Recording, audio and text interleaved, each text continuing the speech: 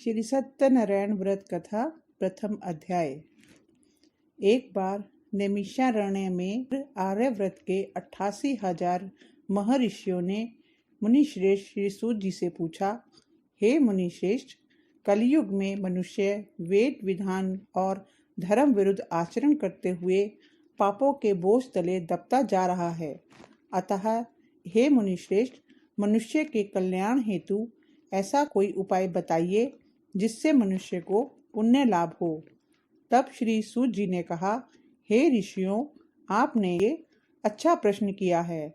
अब मैं उस मंगलकारी व्रत का वर्णन करूंगा जिसके संबंध में एक बार ब्रह्म ऋषि नारद जी ने भी भगवान लक्ष्मी नारायण से पूछा था और उन्होंने नारद जी से जो कथा कही थी, आप उसे सुनिए।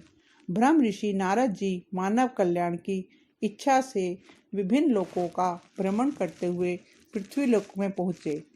वहाँ अपने अपने कर्मों के अनुसार लोगों को दुखों से पीड़ित देखकर वे बहुत व्यथित हुए और मन में विचार करने लगे कि इन प्राणियों के दुख का निवारण कैसे होगा। जब वह कोई उपाय ना सोच सके तो विष्णु भगवान के सामने उपस्थित हुए। वहाँ नारद जी ने श्वेत वर्ण और 4 भुजाओं वाले शंख, चक्र, गदा और पद्म से सुसज्जित देवों के ईश विष्णु भगवान की स्तुति करते हुए कहा, हे नारायण, आप सर्वशक्तिमान व सृष्टि के पालन करता हैं। आपका कोई आदि, मध्य और अंत नहीं है। आप सृष्टि के कण कण में विद्यमान हैं और अपने भक्तों की मंगल कामनाएं पूरी करने वाले हैं। मैं आपको नमस्कार करता हूँ। नारद जी की इस प्रकार की स्तुति सुनकर विष्णु भगवान मुस्कुराते हुए बोले, हे मुनिवर, निसंकोच होकर कहो, अपने आने का कारण बताइए। तब नारद जी ने कहा, पृथ्वीलोक के प्राणी अपने अपने कर्मों के अनुसार विभिन्न योनियों में रहते हुए दुखों से पीड़ित हैं। मुझ पर कृपा करते हुए कोई ऐसा उपाय बताइए जिससे उनके दुख नष्ट हो जाएं। तब विष्णु भगवान ने कहा, हे नारद, अब मैं ऐसे व्रत का वर्णन करने जा रहा हूँ जिसे करने से विश्व के सभी स्त्री पुरुषों को पापों से मुक्ति मिलेगी, निर्धनता नष्ट होने से मनुष्य आनंद पूर्वक जीवन यापन करेगा। श्री सत्यनारायण भगवान के इस व्रत को करने से उसकी सभी मंगल कामनाएं पूरी होंगी। नारद जी ने जब व्रत हेतु विधि विधान की जानकारी चाही तो श्री नारायण बोले, मन, वचन और कर्म से शुद्ध होकर मनुष्य भक्ति एवं श्रद्धा भाव से किसी भी दिन यह व्रत कर सकता है। नैवेद्य आदि भक्ति भाव से अर्पित कर ब्राह्मणों को भोजन कराए व दक्षिणा दे।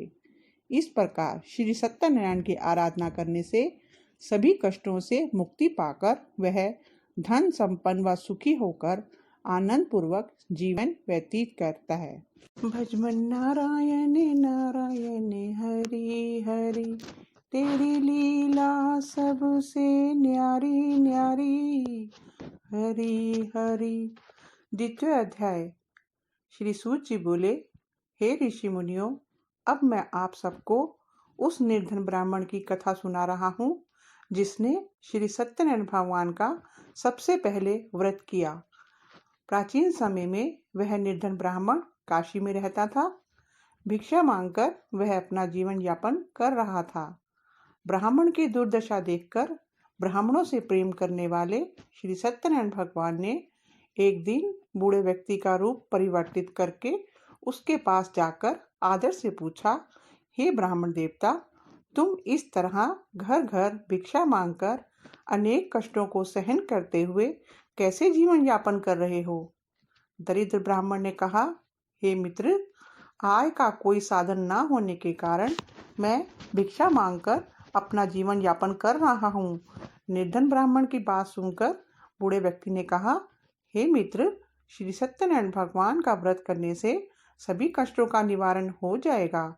श्री सत्यनारायण भगवान की पूजा आराधना करने से तुम्हारी सभी मनोकामनाएं पूरी होंगी और तुम्हारे घर में धन संपत्ति की भी वर्षा होगी। ब्राह्मण को व्रत करने की विधि बताकर सत्यनारायण भगवान अंतर्ध्यान हो गए। निर्धन ब्राह्मण ने बूढ़े व्यक्ति द्वारा बताए गए व्रत को करने का निश्चय किया उसे रात में नींद भी नहीं आई। वह व्रत करने के बारे में ही रहा और रात भर श्री सत्यनारायण भगवान का स्मरण करता रहा। प्रातः उठकर सत्यनारायण भगवान का व्रत रखने का निश्चय करता हुआ निर्धन ब्राह्मण भिक्षा मांगने के लिए निकल पड़ा। उस दिन ब्राह्मण को भिक्षा में बहुत सा धन मिला। घर लौटकर उसने अपने आसपास के लोगों के साथ श्री सत्यनारायण भगवान की पूजा करने व उन्हें व्रत कथा सुनाने के बाद सभी को प्रसाद देकर स्वयं भी प्रसाद ग्रहण किया। कुछ ही दिनों में ब्राह्मण की निर्धनता दूर हो गई। उसके घर में धन धान्य की वर्षा होने लगी। हे श्रेष्ठ मुनियों, अब मैं आपको उन लोगों की भी कथा सुनाता हूँ जिन्होंने उस ब्राह्मण से श्री सत्यनारायण भगवान की कथा सुनकर यह व्रत किया और उनके कष्ट दूर हुए। धन संपत्ति से संपन्न उस ब्राह्मण ने हर माह नियमित रूप से व्रत करते हुए जब अगले माह श्री सत्यनारायण भगवान का व्रत किया तो उस व्रत में बहुत से बंधु बांधव और मित्र सम्मिलित हुए। उसी समय एक बूढ़ा लकड़हारा वहां से गुजरा। उसे बड़ी प्यास लग रही थी, अतः जल पीने की इच्छा से बूढ़े लकड़हारे ने लकड़ियों के गट्ठर को जमीन पर रखा और घर के आंगन में पहुंचकर उस ब्राह्मण से पूछा, हे ब्राह्मण देवता, आप ये किसका पूजन कर रहे हैं? इस व्रत के करने से क्या लाभ होता है? कृपा करके मुझे सब बताइए। बूढ़े लकड़हारे की बातें सुनकर उस ब्राह्मण ने कहा, मैं अपने बंधु बांधवों और परिचितों के साथ श्री सत्यनारायण भगवान की पूजा कर रहा हूँ। इस व्रत को करने से श्री सत्यनारायण भगवान की अनुकंपा से निर्धनता नष्ट होती है और संसार के दुखों से मुक्ति मिलती है। ब्राह्मण से इस व्रत का वर्णन सुनकर बूढ़ा लकड़हारा बहुत प्रसन्न हुआ और मन ही मन सत्यनारायण भगवान का व्रत करने का निश्चय किया। चलते हुए लकड़हारे ने मन में सोचा, आज लकड़ियां बेचने से जो धन मिलेगा उस धन से मैं श्री सत्यनारायण भगवान की पूजा करूंगा। ऐसा विचार करने से उस दिन लकड़हारे को लकड़ियों के अधिक रुपए मिले। लकड़हारे ने उन रुपयों से केले, घी, दूध, दही, गेहूं का आटा और शक्कर खरीदा। घर लौटकर लकड़हारे ने देवों की प्रिय काशी नगरी में श्री सत्यनारायण भगवान की पूजा की। उस पूजा में उसके परिवार के व आसपास के लोग भी सम्मिलित हुए। श्री सत्यनारायण भगवान की पूजा और व्रत कथा सुनने के बाद लकड़हारे ने प्रसाद बांटकर स्वयं भी प्रसाद ग्रहण किया। सत्यनारायण भगवान की अनुकंपा से लकड़हारे के घर में धन धान्य की वर्षा होने लगी। उसकी निर्धनता दूर हो गई। श्री सत्यनारायण भगवान की पूजा करते हुए लकड़हारा आनंद पूर्वक जीवन यापन करता हुआ अंत में मोक्ष को प्राप्त कर बैकुंठ धाम को चला गया। भजबन नारायण नारायण हरि हरि, तेरी लीला सबसे न्यारी न्यारी, हरि हरि। तृतीय अध्याय। श्री सूत जी बोले, हे ऋषि मुनियों, अब मैं आपको आगे की कथा सुनाता हूँ। प्राचीन समय में कनकपुर में उल्कामुख नाम का एक बुद्धिमान तथा सत्यवादी राजा राज करता था। वह प्रतिदिन मंदिर में जाकर श्री सत्यनारायण भगवान की पूजा करता था और निर्धनों को अन्न, वस्त्र और धन दान करता था। उसकी पत्नी सुभद्रा बहुत ही सुशील थी।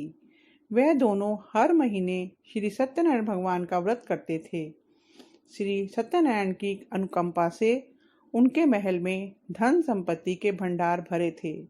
उनकी सारी प्रजा बहुत आनंद से जीवन यापन कर रही थी। एक बार राजा और रानी बहुत से लोगों के साथ जब भद्रशिला नदी के किनारे श्री सत्यनारायण भगवान जी की पूजा कर रहे थे तो नदी के किनारे एक बड़ी नाव आकर ठहरी। उस नाव में एक धनी व्यापारी यात्रा कर रहा था। वह बहुत सा धन कमाकर अपने नगर को लौट रहा था। उसका सारा धन उस नाव में रखा हुआ था। नाव से उतरकर व्यापारी राजा के समीप पहुंचा। राजा को पूजा करते देख उसने कहा, हे राजन, आप इन सब लोगों के साथ मिलकर किसकी पूजा कर रहे हैं? इस पूजा के करने से मनुष्य को क्या लाभ होता है?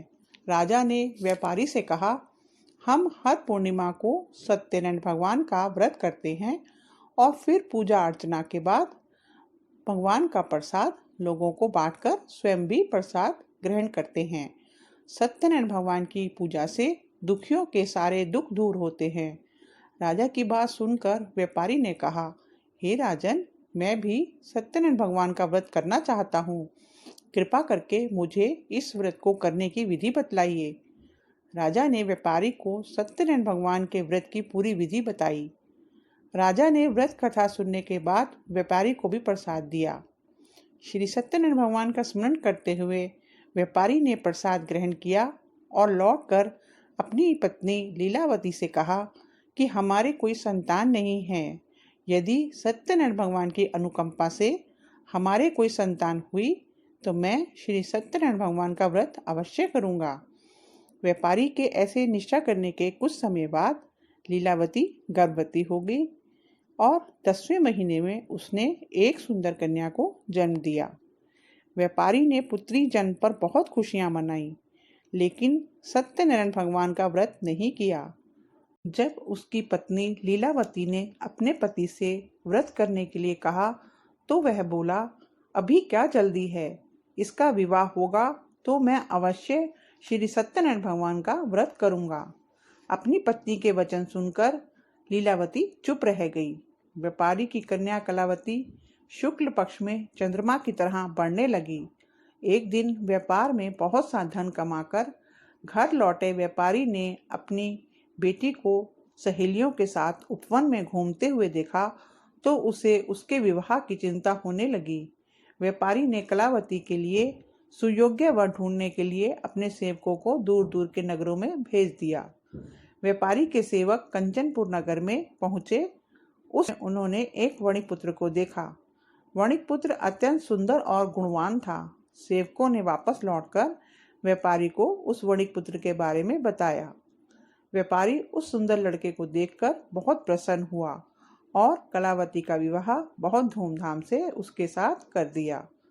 दहेज में उसने वणिक पुत्र को बहुत सा धन दिया। कलावती का विवाह भी हो गया, लेकिन व्यापारी ने श्री सत्यनारायण भगवान का व्रत नहीं किया।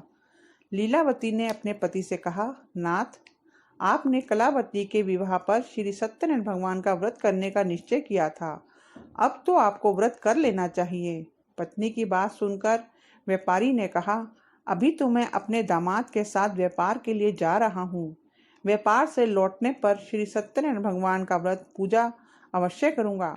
यह कहकर व्यापारी ने कई नावों में सामान भरा और अपने दामाद तथा सेवकों के साथ व्यापार के लिए निकल पड़ा। उस व्यापारी द्वारा बार बार व्रत का निश्चय करने और फिर व्रत ना करने से सत्यनारायण भगवान क्रोधित हो गए और व्यापारी को दंड देने का निश्चय किया। व्यापारी अपने दामाद के साथ रत्नसारपुर में पहुंचकर व्यापार करने लगा। एक दिन कुछ चोर महल में चोरी करके भाग रहे थे। सैनिक उनका पीछा कर रहे थे। भागते हुए चोरों ने सैनिकों से बचने के लिए चोरी का धन अवसर पाकर व्यापारी की नावों में छिपा दिया। चोरों का पीछा करते हुए सैनिक व्यापारी के पास पहुंचे। उन्होंने व्यापारी की नावों की तलाशी ली तो उन्हें राजा का चोरी किया हुआ धन मिल गया। तब सैनिक व्यापारी और उसके दामाद को बंदी बनाकर राजा के पास ले गए। राजा ने उन दोनों को बंदी गृह में डाल दिया और उनका सारा धन ले लिया। श्री सत्यनारायण भगवान के प्रकोप से उधर लीलावती पर भी मुसीबतों का पहाड़ टूट पड़ा। उसके घर में चोरी हो गई और चोर सारा धन चुरा कर ले गए। घर में खाने के लिए अन्न भी नहीं बचा। भूख और प्यास से व्याकुल होकर व्यापारी की बेटी कलावती एक ब्राह्मण के घर गई। उस ब्राह्मण के घर में श्री सत्यनारायण भगवान की व्रत कथा हो रही थी। उसने भी वहां बैठकर व्रत कथा सुनी और प्रसाद लिया। घर लौटकर कलावती ने अपनी माँ लीलावती को सारी बात बताई। कलावती ने श्री सत्यनारायण भगवान की व्रत कथा की बात सुनकर लीलावती ने भी व्रत करने का निश्चय किया। अगले दिन लीलावती ने अपने परिवार और आसपास के लोगों के साथ श्री सत्यनारायण भगवान की पूजा की। पूजा के बाद सबको प्रसाद बांटकर स्वयं भी प्रसाद ग्रहण किया। लीलावती ने अपने पति और दामाद के घर लौट आने की मनोकामना से श्री सत्यनारायण भगवान का व्रत किया था। लीलावती के विधि पूर्वक व्रत करने और प्रसाद ग्रहण करने से श्री सत्यनारायण भगवान ने प्रसन्न होकर उसकी मनोकामना पूरी की। उन्होंने राजा चंद्रकेतु को स्वप्न में दर्शन देकर कहा, हे राजन, व्यापारी और उसका दामाद बिल्कुल ही निर्दोष हैं। सुबह उठते ही दोनों को मुक्त कर दो। उन दोनों का सारा धन भी वापस लौटा दो। यदि तुमने ऐसा नहीं किया तो मैं तुम्हारा सारा वैभव नष्ट कर दूंगा। इतना कहकर श्री सत्यनारायण भगवान अंतर्ध्यान हो गए। प्रातः राजा चंद्रकेतु ने अपने मंत्रियों और राजज्योतिषी को रात के स्वप्न की बात बताई तो सबने व्यापारी और उसके दामाद को छोड़ देने के लिए कहा। राजा चंद्रकेतु ने तुरंत उस व्यापारी और उसके दामाद को छोड़ दिया। उनका सारा धन भी वापस कर दिया। इस प्रकार श्री सत्यनारायण भगवान की अनुकंपा से व्यापारी और उसका दामाद दोनों खुशी खुशी अपने नगर की ओर चल दिए। भजमन नारायण नारायण हरि हरि, तेरी लीला सबसे न्यारी न्यारी, हरि हरि। चतुर्थ अध्याय। श्री सूत जी बोले, उस व्यापारी ने अपने दामाद के साथ शुभ मुहूर्त में नावों द्वारा रत्नसारपुर से प्रस्थान किया। लंबी यात्रा करने के बाद व्यापारी ने एक नगर के किनारे नावों को रोककर भोजन किया और फिर दोनों विश्राम करने लगे। तभी श्री सत्यनारायण भगवान साधु के रूप में व्यापारी के पास पहुंचे और पूछा, हे वणिक, तेरी नावों में क्या लदा हुआ है? व्यापारी ने सोचा कि दंडू साधु अवश्य ही कुछ मांगने की इच्छा के लिए पूछ रहे हैं।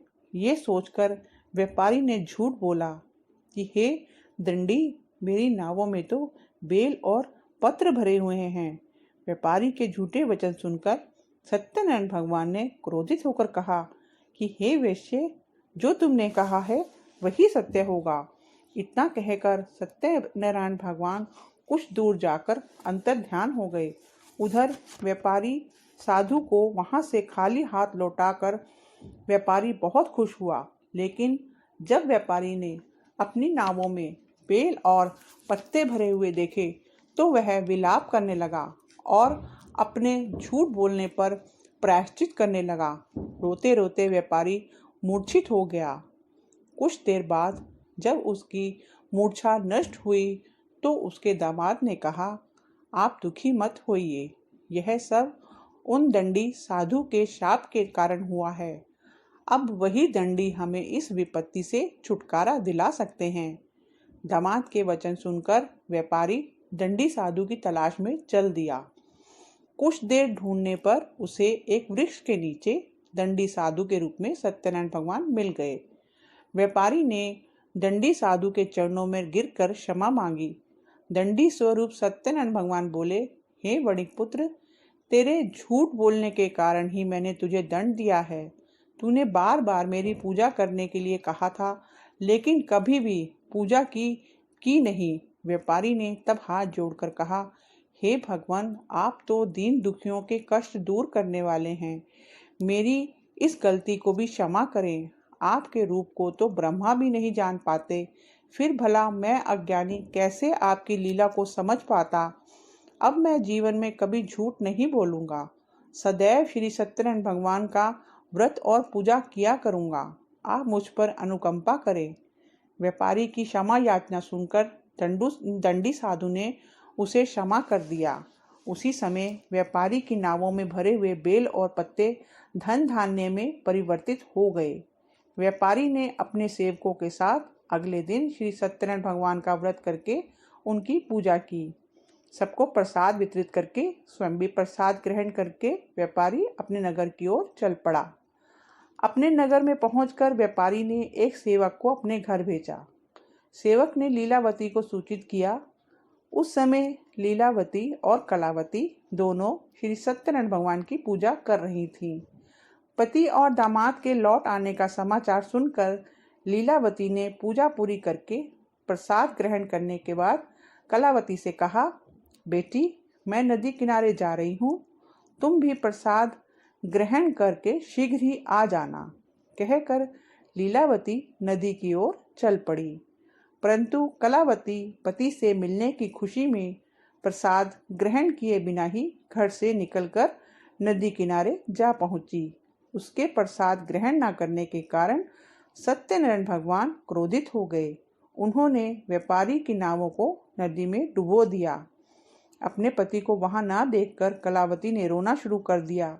तब व्यापारी ने कहा, पुत्री अवश्य ही तुझसे कोई भूल हुई है, इसलिए ही सत्यनारायण भगवान ने तुझे दंड दिया है। तब व्यापारी ने सत्यनारायण भगवान से प्रार्थना की कि हे भगवान, मेरे परिवार के किसी स्त्री पुरुष से कोई भूल हुई हो तो उसे अवश्य क्षमा कर देना।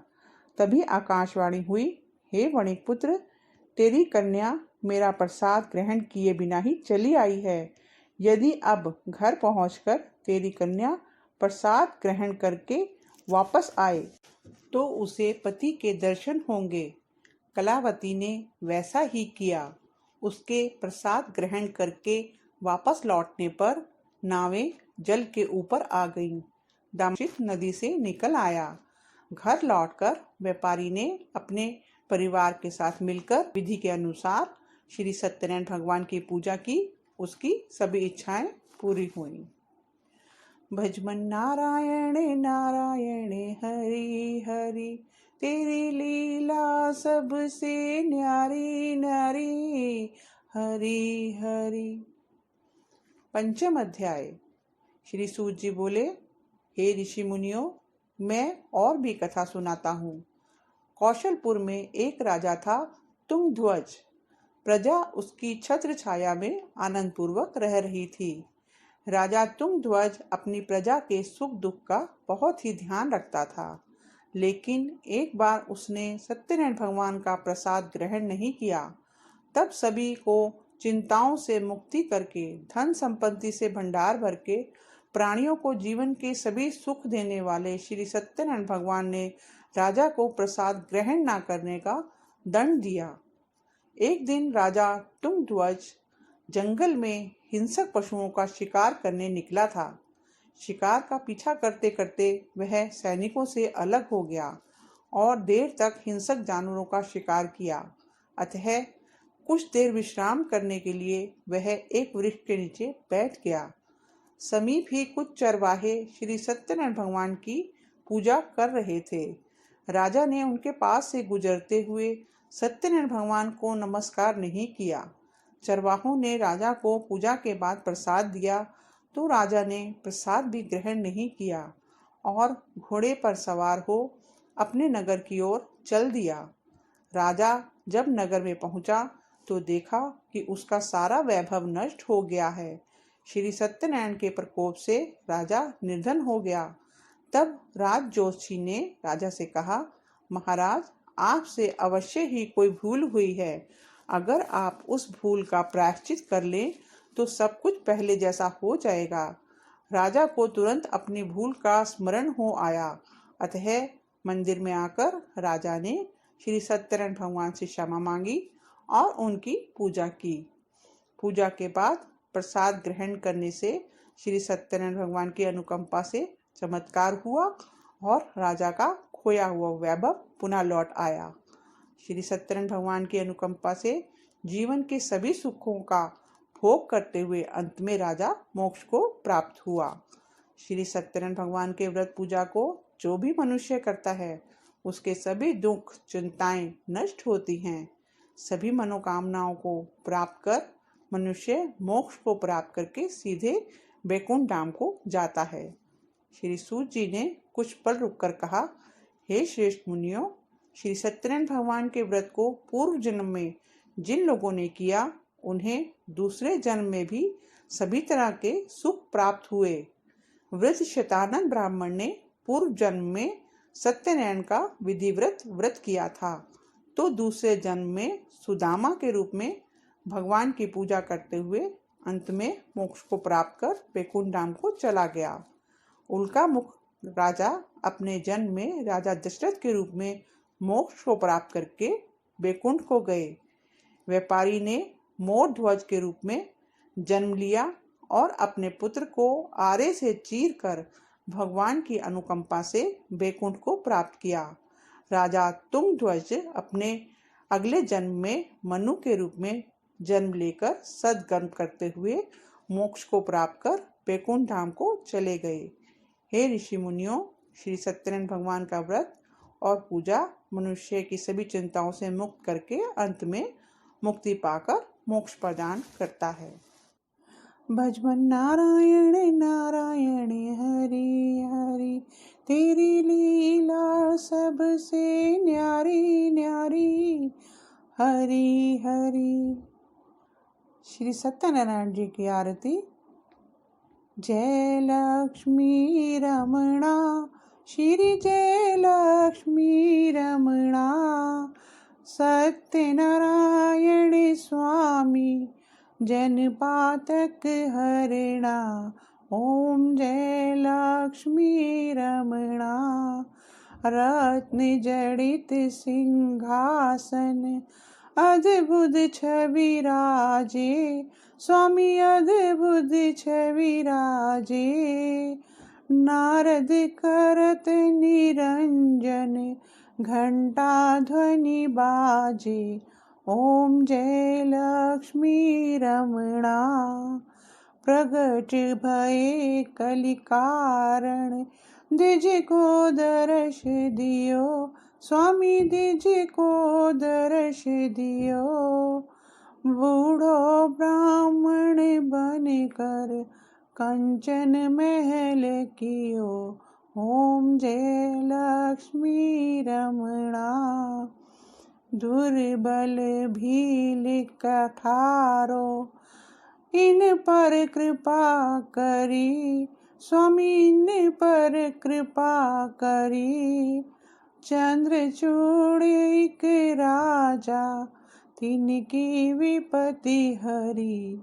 ओम जय लक्ष्मी रमणा, वेश्य मनोरथ पायो, श्रद्धा तज दीनी, स्वामी श्रद्धा तज दीनी। सो फल भोग्यो प्रभु जी, फिर सुति कीनी। ओम जय लक्ष्मी रमणा, भाव भक्ति के कारण छिन छिन रूप धर्यो, स्वामी छिन छिन रूप धर्यो। श्रद्धा धारण कीनी, तिनको काज सर्यो। ओम जय लक्ष्मी रमणा, ग्वाल बाल संग राजा, वन में भक्ति करी, स्वामी वन में भक्ति करी। मन वांछित फल दीना, दीन दयाल हरि।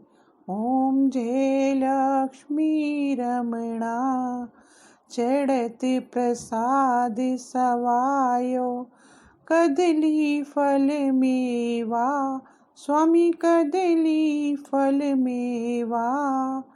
धूप दीप तुलसी से, राजी सतदेवा। ओम जय लक्ष्मी रमणा, श्री सत्यनारायण जी की आरती। जो कोई नर गावे, स्वामी प्रेम सहित गावे। कहत शिवानंद स्वामी, जपत हरि हर स्वामी, मन वांछित फल पावे। ओम जय लक्ष्मी रमणा, जय लक्ष्मी रमणा, श्री जय लक्ष्मी रमणा।